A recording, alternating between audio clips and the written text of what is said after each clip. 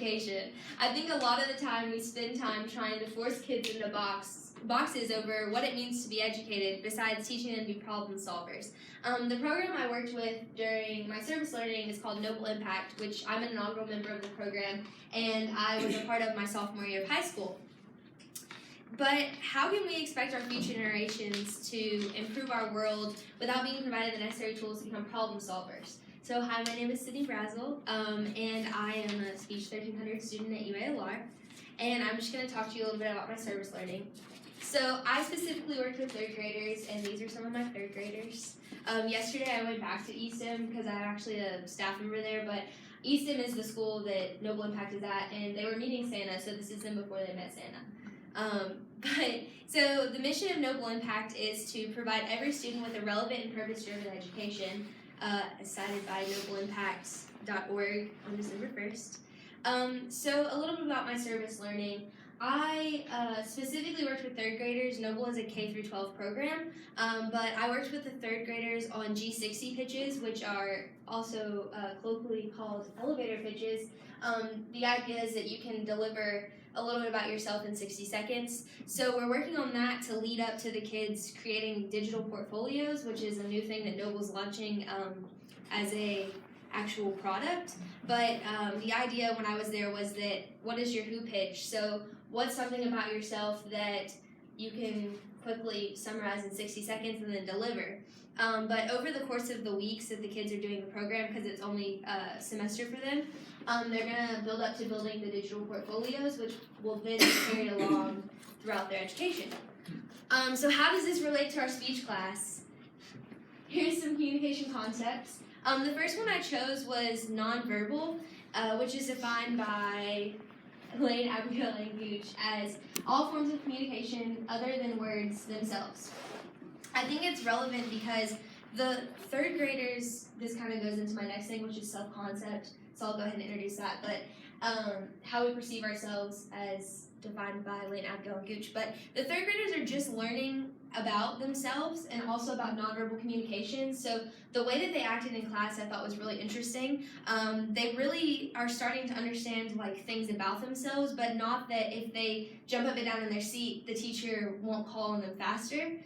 So I thought that those things were kind of interesting. And also their self-concept was that they understand that they're capable beings, but they also can't communicate at a very high level yet.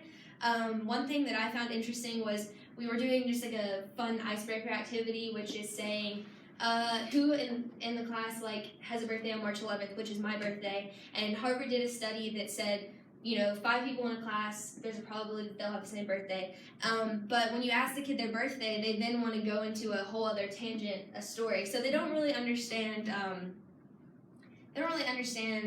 Themselves as a whole person, just that they're complex.